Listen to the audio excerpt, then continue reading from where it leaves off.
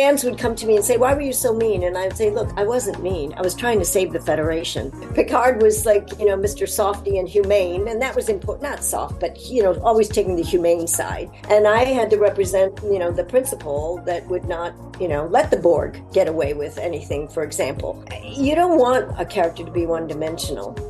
Tough, broad, goes so far. It's more interesting, but she had to do it. And that's what Admiral and higher generals, I guess, and up the ladder have to make those hard decisions. Hi, I'm Natalija Nogulich. I played Admiral Nechayev on Star Trek Next Generation and on DS9. And I'm happy to be here today on Trek Untold.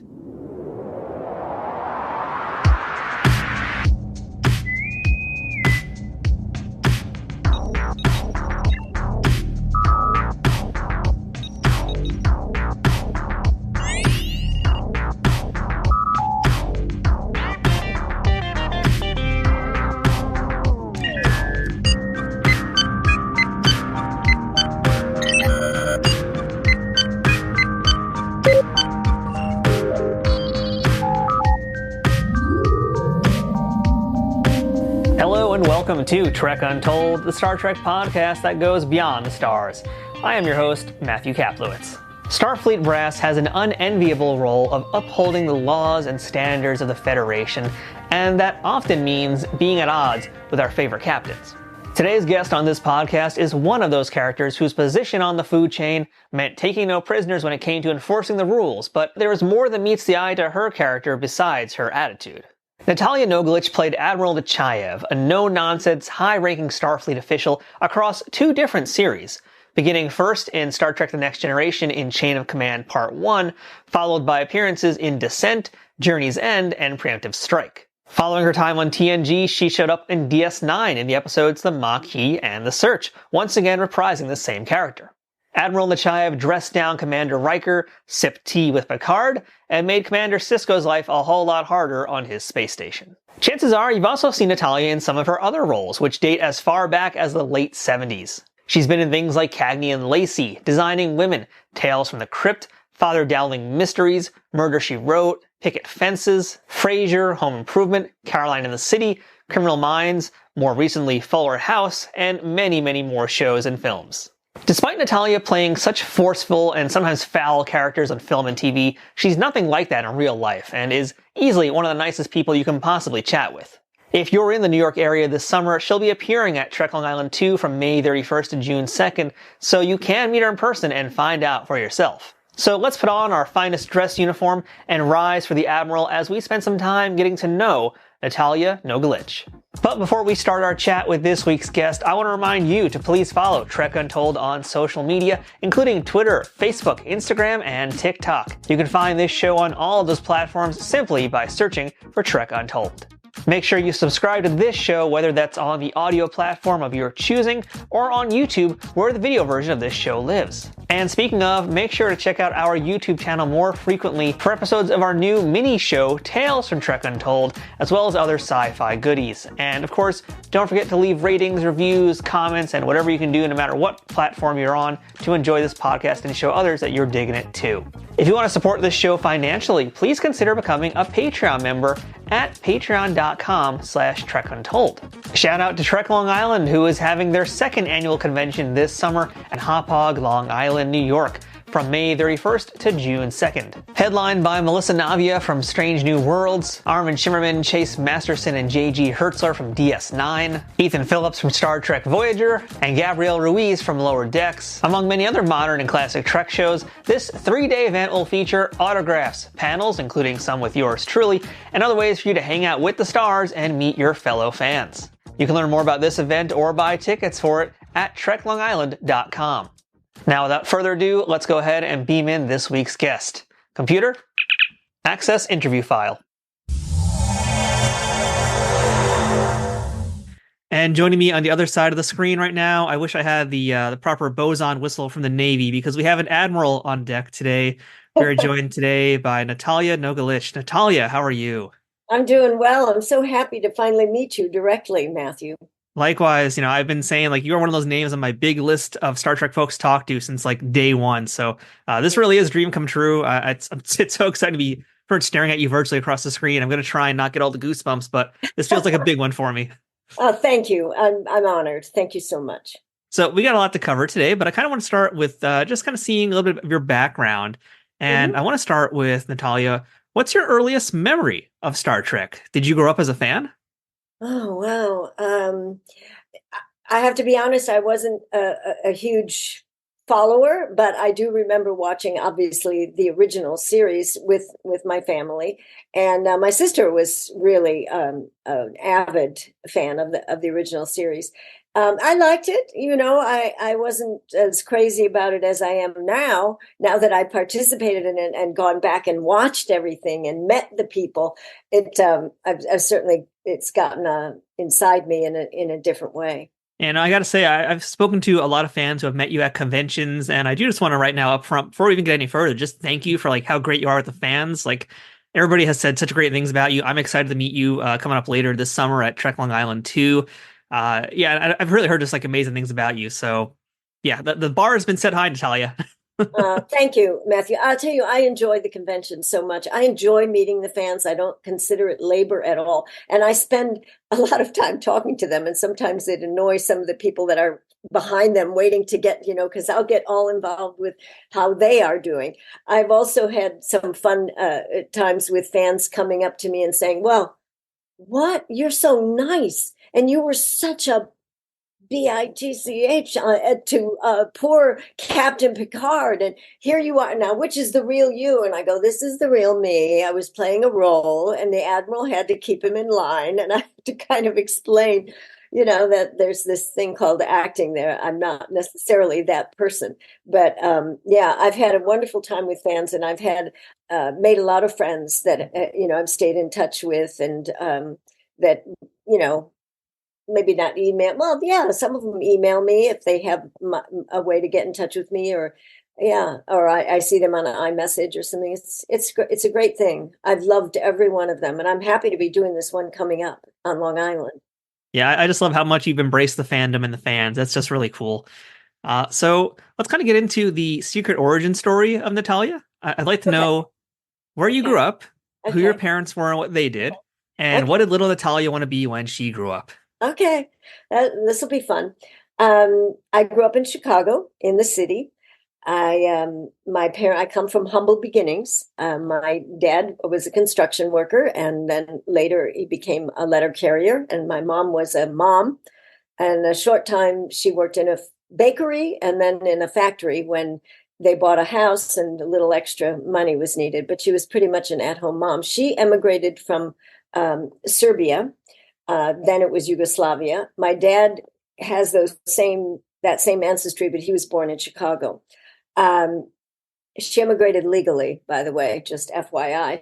Her father, my grandfather, had come before he had a family, was sponsored by somebody and enlisted in World War One and Hmm. received the Congressional Medal of Honor and many, many, many, many other medals from all the Allied countries. And he was a big war hero. And then he went back to Serbia and met my grandmother, and then he brought his kids over, at the right time. So that's my ancestry story. I've been there many times. I still feel a real closeness to that heritage. Obviously, my grandparents are long gone, but I did know them. I did have the privilege of knowing my war hero granddad on my mom's side, and then also um, my other grandfather, who on my dad's side, who was a great guy too. And then my dad also fought in World War II and landed in Normandy. And he was a Purple Heart Bronze Star Presidential Citation guy, very, very humble. Um, just rarely spoke about it until toward the end. He died at 102, and uh, while I was caring for him, he started telling me some of the stories that he'd kept close to his chest for so many years, as many of those guys did. It's the silent it's, generation. it's not for nothing that they are the silent and greatest generation, in my view. Still, we'll see how we turn out. Or me, you're younger than I am, but So I grew up in Chicago, and we lived in I have an older sister and a younger brother. Had my sister's recently gone to heaven, and my younger brother and I are still close. But we were a very tight family, very loving, very kind of church going, and just close to our cousins, and the whole sort of European immigrant experience to a great extent. And when I was 9, we moved into a house, which we had been living in an apartment on a busy street. So this was like really great. We had a backyard, and my mom had a garden, and it was a better school district and all that. When I was very little, when we were still in the first apartment, I had dancing aspirations, and my parents took me to ballet school and my sister to tap at the local park district community. And I have pictures of me, I don't know, 4 years old, 5 years old, standing on the coffee table and with the pirouette and an arabesque. And I did pursue that. That's maybe a story for later on. And then at the same community place, they enrolled us, my sister and I, in drama lessons, which I also adored. And we did plays together. And it really kind of bit me early. My brother was all into sports, so it was mostly my sister and I into these other things. But I'll just skip ahead and say that was something my parents encouraged as hobby and good for you to learn expression and so on. Never did they want their daughter to be an actress. That is not, I don't know if that's any immigrant's dream. Oh yeah, I want my daughter to be an actress, and out of work half her life or whatever, But that's the way it turned out. And that kind of had a circuitous route for me. But anyway, I was lucky. I had a loving home, really lucky. I know that's not true for a lot of folks. And so I feel blessed to have had that. Yeah. We didn't have a lot of money, we didn't go on a lot of vacations, maybe up to Wisconsin or something. But I don't know. It was a really precious and joyful time. So I'm grateful. So you started out as a dancer, you got bit by the acting bug. So how do you come along to get your very first professional on-screen gig? On screen. Well, my sister did not get bit by the acting bug, because she became a producer and a director. And she, very successful, very brilliant at her work. She worked in commercials and short films, and then she got hired as a co-producer and casting person in a feature film that was directed by Andrew Davis, the guy who did Fugitive and a lot of other big movies. He's most known for that. And he's a Chicago guy. And his first movie was called Stony Island. And it was about a bunch of musicians on the south side of Chicago, et cetera, et cetera. My sister happened to be working as his assistant and also as the casting person. And she got me in to meet with him for a particular role. And of course, he didn't dare go against my sister. So I have to say, I was kind of ushered in to my first film part by my sister, and the kind of loyalty that Chicago directors had to other Chicago actors. At that time, I was working in a theater company, but I hadn't done any film until Stony Island. And I played the director's father's young mistress, which was fun. It's a good movie. I mean, he's made bigger movies since then, but I owe my break-in for Scream to my sister. Before that, I was all about theater and dance. I was in a theater company here in Chicago, which W.H. Macy and David Mamet founded, and the first job I had in it. I was hired as an actress, but it happened to have a dance routine. And they asked me to choreograph the dance routine, and which I did. And it was a lot of fun. And we stopped the show on opening night, and that was really exciting. However, at that time, I was working with a dance company, and they had a concert the same night as my play was going to open. And I had to choose. And that was hard because dance was really my first love. But, a kind of logic kicked in. And I thought, well, how long could my career be as a dancer? I mean, let's face it, even if you excel in ballet, which is what I was more devoted to, I did some modern dance. It's over in your early 20s. I mean, of course you teach, but you can act until you're 90 and or more. Vanessa Redgrave, one of my heroes. So that's what made me choose the play, and I had to pull out of the dance concert, which was hard to do, but that was a real road in the fork in the road, and I'd started dedicating myself to the acting side. But I kept up dancing. I kept up taking classes through the years. I don't now. I probably should, but well, same here. Yeah. Movement, right? Movement's always handy, I hear. Yeah. So, I'm curious, because you were coming from a world of being on the stage. Now you're on screen for the first time. It's probably just like a whole new world for you. Oh, Is there yes. something that you learned from that particular in front of the camera gig that, surprised you and that maybe you held on to for the rest of your career? Yeah, actually, I'm glad you asked that, because what happens in the course of the movie is the guy who I'm his mistress is an older man. He dies, and I discover him. And so it's a very emotional scene. And I was worried about being able to come up with that emotion it's so much easier on stage because you've got the whole thing rolling and you're into it and there's no break. But here it's like cut, okay, makeup, or we're taking lunch, and then you got to go back and come up with it. So somebody is going to come to the door and I'm supposed to be in tears. And so I went to my teacher. W.H. Macy was my teacher then. Great actor, great person, wonderful. And I said, I don't know what to do. I mean, how do you produce tears on call, on film? I mean, just like that. And he was mostly a theater guy too, but he had done some film. And he said, you do like you do in real life. You try not to cry.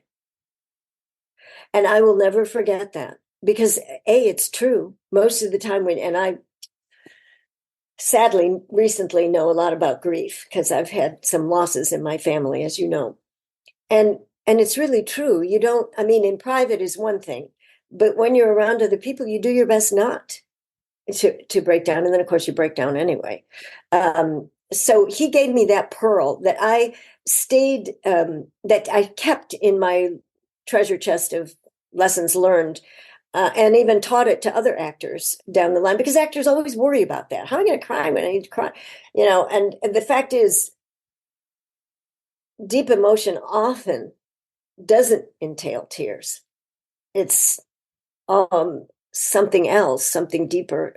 Sometimes it includes tears, but it's intimidating when you get a script and she says, and she sobs, and then you feel like, but anyway, I don't think I'll have any trouble sobbing in any role anymore with what these last few years have been like for me. But anyway, that was something I learned. And and the other piece is just learning to keep your concentration and not go off and have a coffee and a donut in between takes, which is, as actors, another breakfast burrito, please. I'll be in my trailer. I mean, it wasn't that way for me. I only had a few days work on this film, but it's a very dangerous thing. And later on, Arthur Penn directed me in something, and his son became a director, and he gave me a very good piece of advice. His name was Matthew. Matthew Penn is. Good name.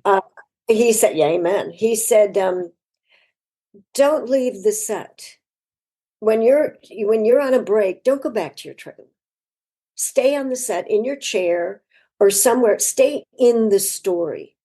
And it's very tempting to want to say, well, I mean, if you have to use the restroom or something, that's one thing. But to run back to your trailer, especially now, check your phone, blah, blah, blah, And that was very valuable counsel for me. And I don't anymore. I mean, when there's, and people say, oh, come on, let's go let's go get a coffee at craft service or whatever. So no, I think it pays off to stay within the reality of the film, of the story. That's me anyway. And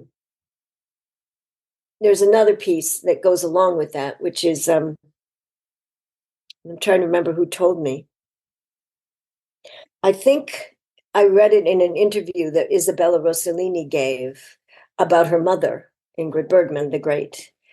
And the advice was, if you're doing a role with a dialect, don't lose the dialect. Keep it when you're in your trailer, when you're in the makeup room, when you're in between takes. Don't go back into your own, stay with it. It's another way to stay in the story, to stay inside that reality. So those are some things I've learned. And if I've gone on too long, you can just cut out whatever's not interesting. This is all great stuff. Don't you worry about that. This is my kind of show. I like getting into this nitty gritty. Okay, And, good. it's perfect timing because, a lot of your career I noticed was done with a lot of dialects, a lot of different accents, that kind of thing. And that brings me to a few other things I want to talk about non-Trek today. And let's start with maybe a French dialect, because you did Murder, She Wrote in the final season. Your episode was Murder a la Mode. Brilliant name, by the way. What a great name. Wasn't that episode. good? Yeah. And spoiler alert, you were the murderer that week. Oh my goodness. So yeah, talk to me about that. I'd love to hear any stories you have about working with Angela Lansbury. And in this case too, having your dialect and making sure that you stay in that and not, go all over the place and start doing different languages, that kind of thing. So yeah. Well, thank you. I'm glad you that was one of my favorite shows to do, by the way, Murder, She Wrote. And it was the last season. And so by that time, the whole show ran like clockwork. It was all so smooth. They didn't call you in too early. You got in just at the right time. A lot of times you get in and you're sitting and wait. It was all beautiful. Angela Lansbury was one of the executive producers, but all of it was just, another hero of mine, was marvelous. So welcoming to the guest stars, made me feel like I was, part of the regular cast. Just greeted me by name, shook my hand, welcome to the set, just terrific. And I found through the years the really great actors who have had amazing careers, especially those that started in theater, if you don't mind my saying, are very gracious and warm and understand what it's like to be a guest star and jump into a machine that's already well oiled. The French, early in my move to Los Angeles, I can tell you how that happened later if you want to know. I got cast in a play where I had to speak some French. Now, I'm a bit of a polyglot. I do speak Serbian. I studied Russian in college. I studied Spanish, and I studied in Madrid. And I also studied in Florence, Italy. So I had a few languages already, but never French. And so I get to LA and I get cast in this play called Tamara, and I have to speak in French. And so I heard about this woman who was from Paris who taught French. I hired her just to teach me phonetically the French that was on the page. I didn't expect to learn French, you know what I mean? That would in time for the opening. But I loved working with her so much that after I got those few lines, trying to remember some of the things. Je suis tellement fatiguée. I am so terribly tired. That was my first line in this. I just arrived from a trip from abroad. And anyway, so I continued working with her and learning French. And I still work with her maybe once a month by phone, just so I can practice French. And we became very good friends, and I'm godmother to her daughter, and on and on and on. But it happened because cut to then years later, I had been working with Sylvie, my teacher in French. I get cast in Murder, She Wrote. I could pretty much produce the French accent pretty well because, I was speaking it with Sylvie all the time. But I called her and I said, just go over these lines with me. So I'm doing an authentic, and she helped me. The thing is, and this for all actors, you got to produce something like that. Hire somebody, hire an expert to help you. I did a Broadway show where I had to speak with a British dialect, and I could come up with that on my own, but I hired somebody to make sure it was done properly, because what do we have but words? And so that happened. And yeah, I was happy to be the one who was the murderer in that. That was more fun because I had done an earlier episode where I played a fortune teller, and I think I had a dialect for that too. I think it was some sort of Eastern European thing, where I was murdered and found at the bottom of a cistern, very unglamorous, and death. But so when they called me back, which I was surprised in a different role, and to be the murderer is always more fun than being murdered. That's what I hear. That's what I hear. I don't speak from life experience, but that's what I've heard. Well, Yeah. let's hope not. Yeah. We could, Matthew. I've always found it interesting though that people who can do like amazing accents and they can just fall into it. It's always kind of astounding to me, like how you just basically just started speaking French dialect all of a sudden out of nowhere. For actors who are kind of still learning how to get into that dialect, Mhm. what do you recommend for them? I mean, like, I know like if I'm trying to talk to somebody and I want to suddenly New York it up, I gotta say a trigger word like coffee or something. But Yeah, yeah, like, what do you do to help kind of get things going when you're first starting? Well, that's a good question. If I speak the language, and I did learn enough French, and I speak Italian and Spanish, so I can do those dialects. I do some words in the language, not with the dialect, but actually in the language. Like if I was going to do Italian, I would say some words first in Italian. So, non posso sopportare questa cosa qui. Mannaggia tu, fratello, ma cosa fai? I might do some words first, and then I would say, okay, all right, now, what do you want me to do to fix this? You stupid son of mine, manage. Then you can carry it over. Now, everybody doesn't speak a lot of languages like I do. So the other tool we have is to listen. Get a tape, get a movie, get an Italian movie, get a French movie, and just listen. Turn off the picture and just listen to it and start to get it in your head. I grew up bilingual. We spoke Serbian and English at home. And they say, I don't know if it's true, that if you grow up bilingual, it's much easier to learn another language and another language and another language. And that kind of makes sense because I think your mind and also your tongue is used to many sounds, not just the sound of English, and it's easier to gain more. So yeah, it's for actors that have to do that. It's you have to work on it. You really have to work on it, and because you want it to be authentic. So maybe you have to listen if you have the time. If you find out you're doing an Italian woman or man, and you have the time, just inundate yourself with the sound of Italian. I like to do it in movies, but there are all kinds of apps now you can do, but I find them very kind of didactic. I'd much rather listen to the Italian being spoken and get it in the rhythm. And much of a dialect has to do with rhythm. The Italian has a very kind of musical rhythm. The French is more in the front of your mouth, and they're always looking like they are going to kiss you, The Serbian, I don't know what my daughter wants to do to be an actress. That's crazy. It's just a crazy thing for us. That's why I sent her to college. I don't think so. That came very naturally to me. Russian I studied is very similar to Serbian, but it's more in the back of your mouth, all right, Alexander, you keep trying to do the same thing over and over and over again, and it's not working. It's more kind of chewed. Each language has a place that it occurs in your mouth. I've coached people with dialects in the past, not a lot, but some, and I give them those kind of tips. It's fun. It's fun to be doing a different dialect. I mean, don't you have fun when you talk New York?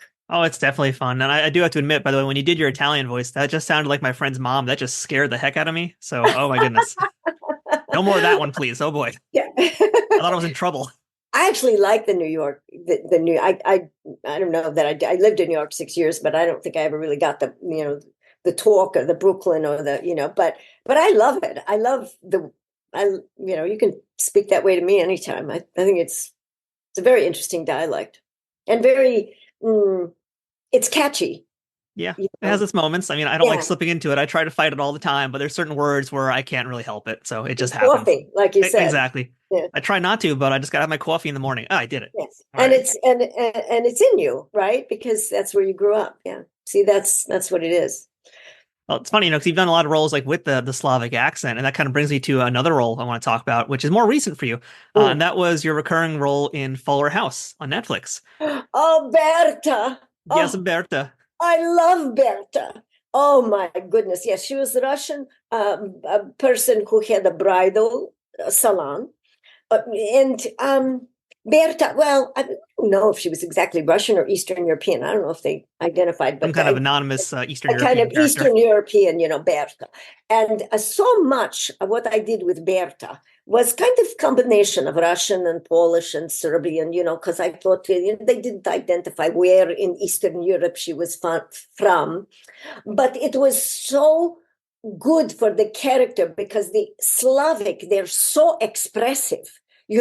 And she was so, dictatorial and authority, don't do that. Sit here, don't here. I'm on break, smoking, leave me alone. Berta, she was just perfect to be an Eastern European.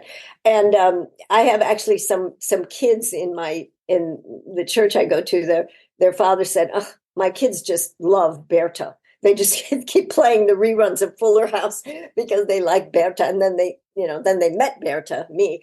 And and that brings me to, I really like comedy. I like I've done probably more drama than comedy in my career, but that sitcom in front of an audience, I love that stuff. I mean, that's just like theater for me, because even though you rehearse it and they can edit if something goes wrong, oops, boom, we're going to go back and do it again. You don't have that luxury on stage. But the fact that you're doing it in front of a live audience, I loved it. And those people, Fuller House, oh my God, what a wonderful cast. I mean, they were really united and terrific. I enjoyed that. I was glad to go back a few times as Berta. I kept giving them ideas about when we were there. I would say to them, Berta could come back and maybe, become a teacher or something. I thought, trying to insinuate myself into more episodes. But that was actually, I think that was towards the end of their run. Yeah, you were there season 3, and then you came back twice in 5. Yeah. So that was towards the end, yeah. And then that was towards the end, yeah. They were hoping for more, and I was there the day they found out they weren't going to get more, and that was disappointing to them who have been doing it for a long time. I mean, for me, it's, kind of like, okay, on to the next one. Attention all Starfleet personnel. New York's only fan-run Star Trek convention, Trek Long Island, is back this summer. Get ready for 3 days of sci-fi fun celebrating your favorite franchise in the Empire State. Meet the stars from Trek shows spanning different eras, including Melissa Navia and Yetidi Badaki from Strange New Worlds, Gabrielle Ruiz from Lower Decks, Armin Shimmerman, Chase Masterson, J.G. Hertzler, and Kitty Swink from DS9, Ethan Phillips from Voyager, Janet Kidder, Tara Rosling, Conrad Coates, and Elias Tefexis from Discovery, and many more, including celebrities who haven't been at a Star Trek convention in years, like Clyde Kasatsu, Natalija Nogulich, and Daphne Ashbrook. Come meet your fellow fans. Take in a panel with your favorite podcasters. Enjoy Dinner with the Stars, featuring live musical performances. Meet authors, artists, and musicians, and so many more during this epic 3-day event brought to you by the talented and inclusive community that makes Star Trek go at warp speed. Trek Long Island takes place from May 31st to June 2nd at the Hyatt Regency Hotel in Hauppauge, New York. Visit treklongisland.com for tickets, exclusive packages, and more information. Trek Long Island, going kindly this summer. Your career has been a lot of basically jumping from comedy to drama, and that's a lot of actors out there too. It's very much that. But you kind of said something that was interesting too, and I don't know if you agree with this point or not, but it feels like a lot of folks consider drama to be the high art, the be all and end all of performing, whereas to be a great comedic actor, it requires a lot of skills that you don't just necessarily have in the same way you get into dramatic skills. I mean, I don't want to say one is harder than the other, but it does feel like comedy doesn't quite get as appreciated as drama does. You are so right. It does not get as appreciated, and it is much harder, in my view.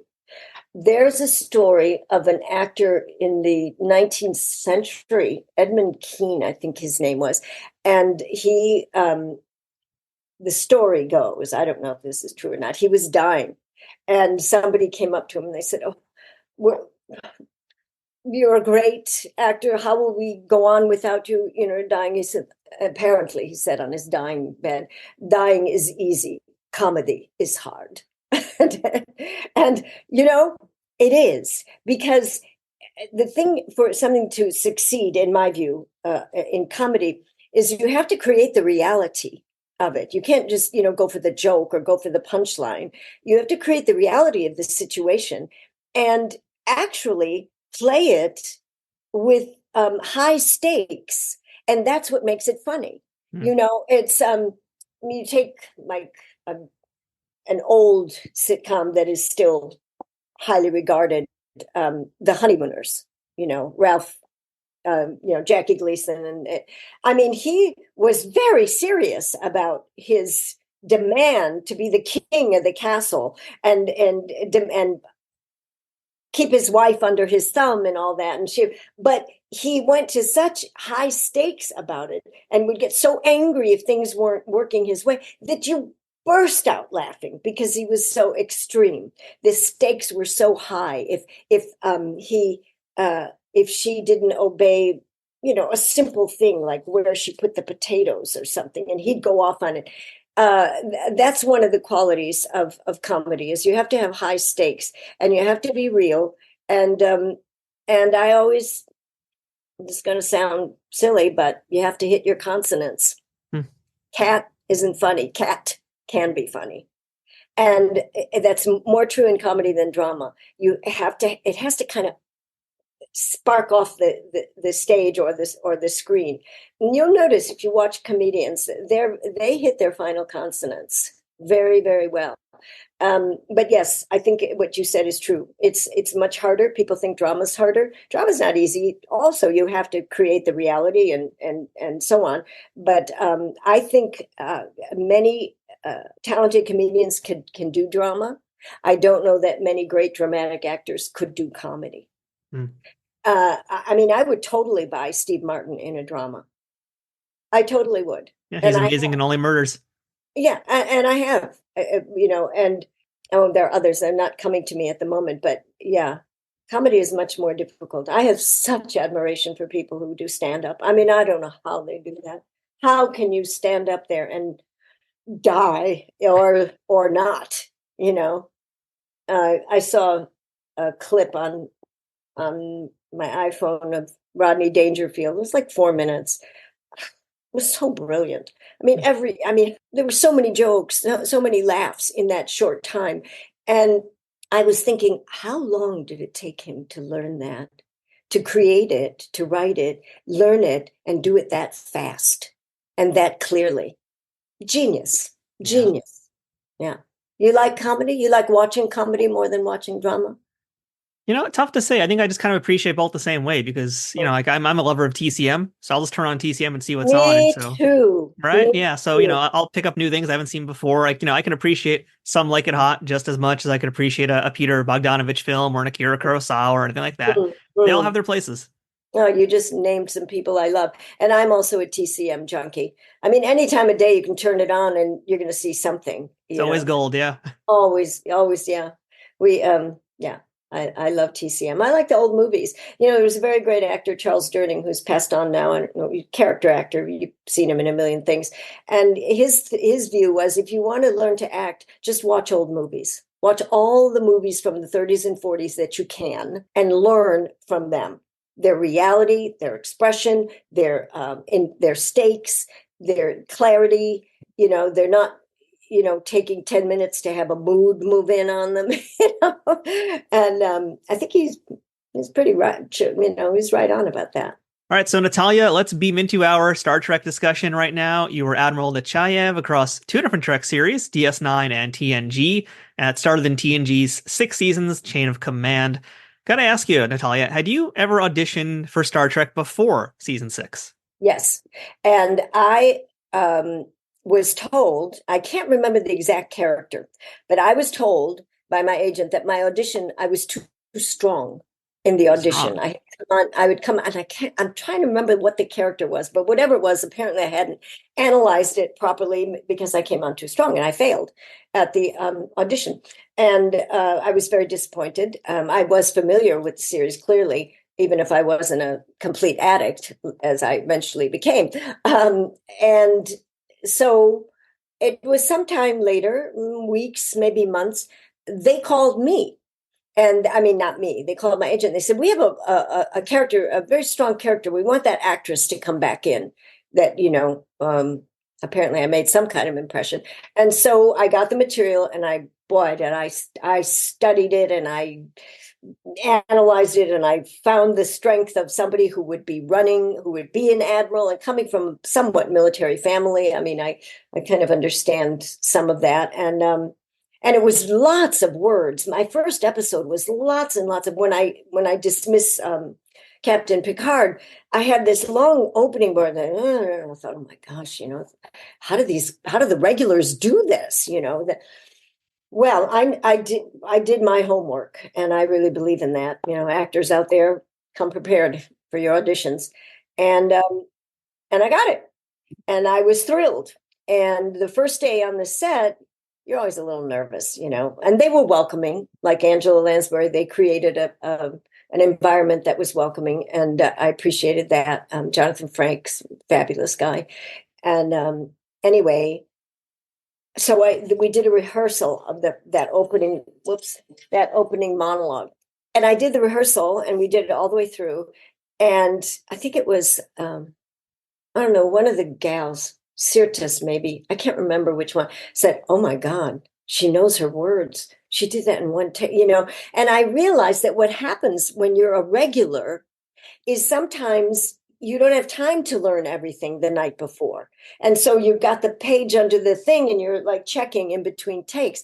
But if you're a guest, you want to be perfect, And I really appreciated all the work I put into it because it was recognized, and it went great. And I loved dismissing Picard. That was so rewarding, to just say, you're no longer needed. And Jonathan Frakes, we used to joke about how maybe rude Admiral Nechayev was to him. And later on, he directed an episode of DS9 that I was in. And he came up to me and he said, "Now I can get my revenge for the way you treated my character in Next Generation." But anyway, he's a sweetheart. So yeah, I had auditioned once before. That was your question. And then I got the second one. And I didn't know I would recur. I had no idea. And nor did I have any idea about conventions. It was about 2 years or so or more after I had done the work that somebody came up to me and said, "Why don't you ever go to conventions?" I said, "What convention? What are you talking about?" I said, "Well, I said, "Oh, that's just for you mean for the regular, I thought just the regulars." They go, "Oh, no, the regulars don't go nearly as much as the guests go, And my first convention was in Pasadena. And wow, I was amazed at the fans knowing Admiral Nechayev as they did, and also saying, "We've been waiting for you to come to a convention." I was like, I had no idea. It was a gift they kept on giving. I had no idea. And I've been obviously to many, many, many since then. But Star Trek was really a diamond in my career. I loved the people. I loved the character. I loved her. She was so principled. And fans would come to me and say, "Why were you so mean?" And I would say, "Look, I wasn't mean. I was trying to save the Federation. Hello, how are you?" Picard was like, Mr. Softy and humane. And that was important. Not soft, but, always taking the humane side, which was important. And I had to represent, the principle that would not, let the Borg get away with anything, for example. And so I'd have to explain that to my fans so they wouldn't hate me. But they go, "Oh, I never thought of it that way," But of course, everybody's loyalty was allied with Picard, as well it should. I mean, he was the star of the show. So, but yeah, I loved her. I loved Elena Nechayev. And I always write biographies, by the way, of my characters, which I invent based on a few clues that you get in the script. I don't save all of them. I wish I'd saved them all. But anyway, I don't know if I still have Elena Nechayev's biography, but it helps me to create a background for the character that comes from me, not just from the writer giving it to me, just a tool, just an acting tool that I use. Hey everybody, we'll get right back to the interview in 1 second, but I wanted to remind you all to check out Trek Untold over at Patreon. Patreon is the best way to directly support creators of things you like through a monthly subscription of an amount that you can choose. Trek Untold has a few different tiers already with different benefits, ranging from early access to episodes, the ability to ask a future guest questions, exclusive merchandise, and other bonuses that I'd love to offer, but first I need to grow that Patreon community to do that. Trek Untold has been around since mid-2020 and has grown a ton since then, thanks to listeners and viewers like you. Through a platform like Patreon, you can help me keep improving the quality of each episode and keep bringing you new interviews with folks that make the Star Trek universe what it is. If this community can grow more over on Patreon, I can offer new perks like watch parties, exclusive Trek Untold episodes, being able to directly interact with guests, and other things, but in order to do that, I need to know my audience wants these things. The best way to tell me what you want is by supporting us on Patreon, so please, check us out at patreon.com/TrekUntold today and become a bigger part of the Trek Untold family. And now, back to the interview. The interesting thing that I hear a lot about your character is, like you were saying, people think that she's mean to everybody, but it's like she's really not. And I'm kind of curious if you have any insight into this here. Since, the first time we see the character, one of my favorite scenes is Riker looking down at her because she's so much shorter, but really her presence is so much bigger and so much more commanding. But, that episode, she's very strict, she's very stern.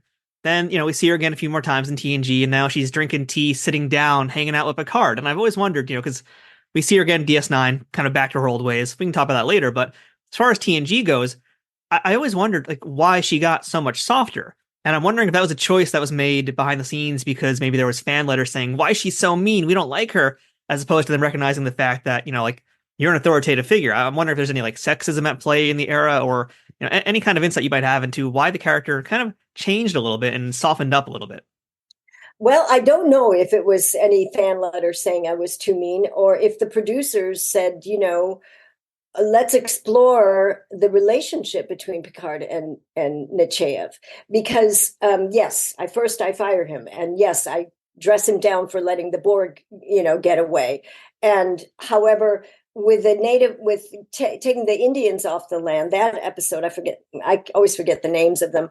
We're sitting down, and it's not the tea party yet, but I understand for the first time. You see the character understand his side of the story, and I say I did try to find another solution, but this is the only way, and it has to be that way. And he's very dour about it, and at that moment I say, if you don't want to do it, I'll take care of it and have somebody else, because I sympathize with the fact that it was just too hard for him to shove them off the, it was a kind of, to him it seemed brutal, and from my stand it was a necessary thing. And so after that episode, they came up with the tea party with the Valerian canopy, and I thought that was really interesting. He and I had great on-screen chemistry. I mean, we worked no argument well. There. And he was really the person I had scenes with. I didn't have much with anybody else. Jonathan Frakes would come and go, but it was all me and Picard. And I felt when they created that tea party of Valerian canopy, and I really thought, wow, this is an opportunity for them to have a relationship of some nature between a tough broad who's superior and a humane captain. It would be so interesting.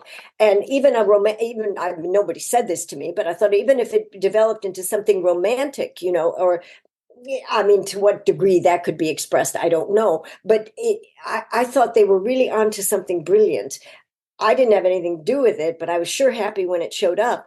And I was deeply saddened that was the last season, because I had a feeling, and many people have said this to me, fans, if it had gone on, we think you and Picard would have, had something. And I think it's a natural thing to assume, because they were headed that way.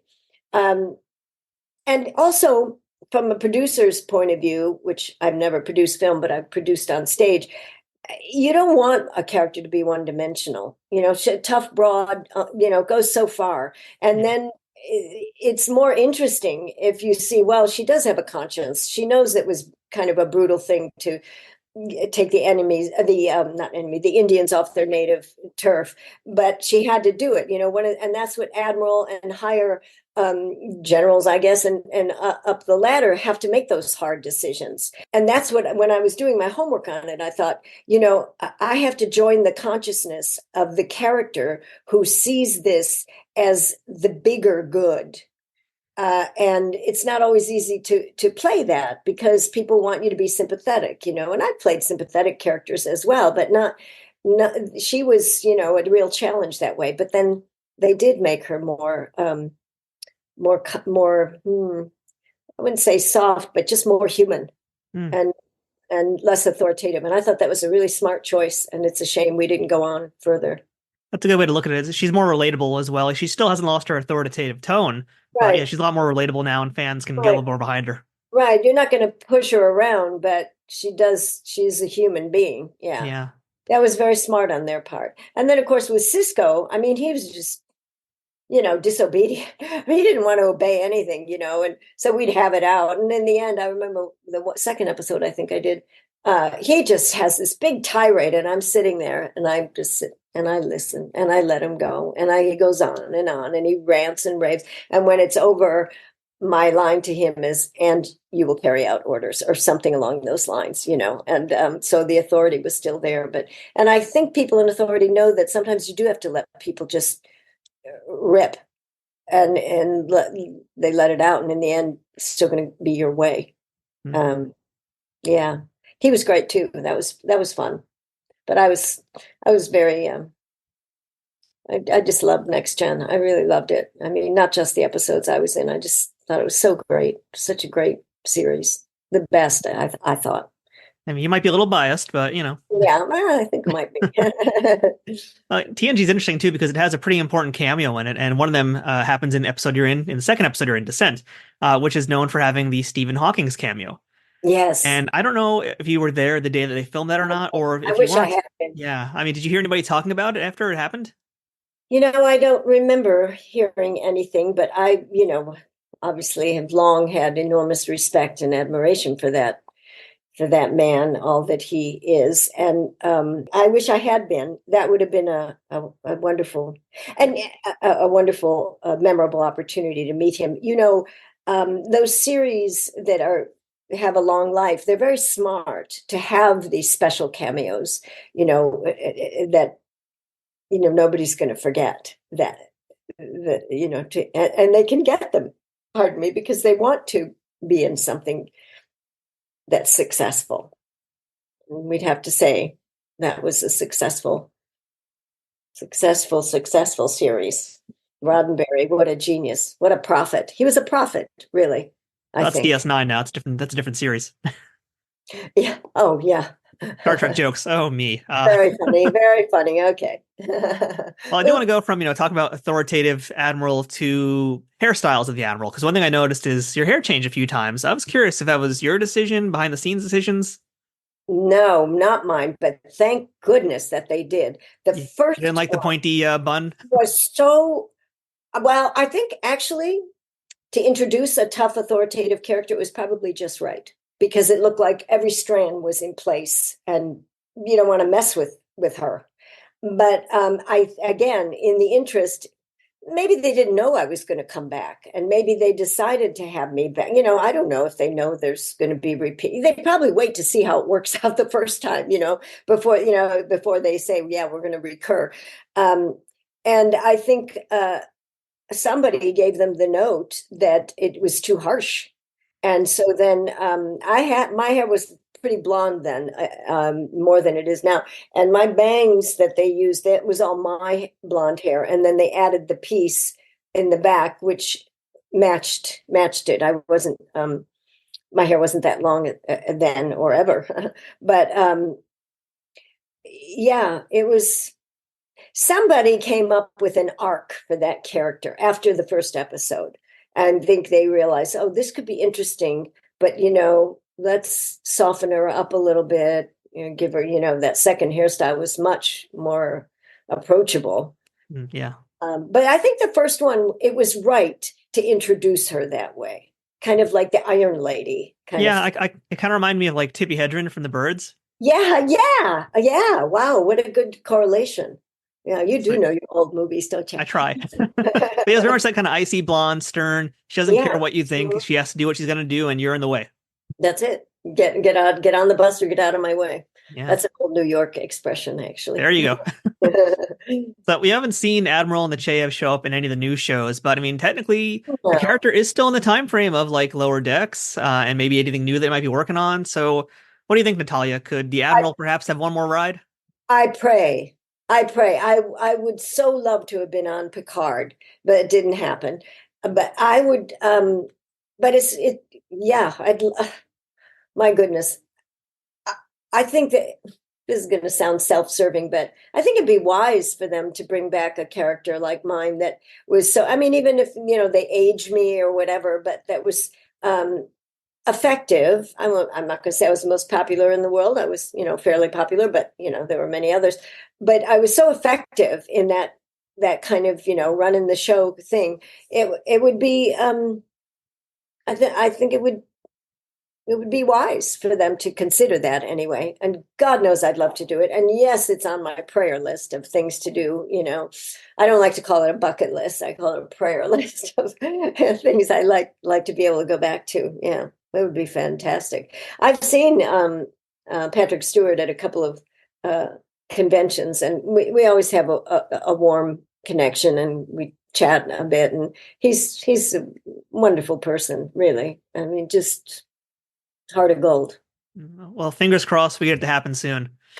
Yeah. Please. Thank you. So, Natalia, as we wrap things up here, I just got a few last lightning round questions for you. I mean, Okay, we sure, call them sure. lightning round, but they're not at all. Best day on the job, worst day on the job.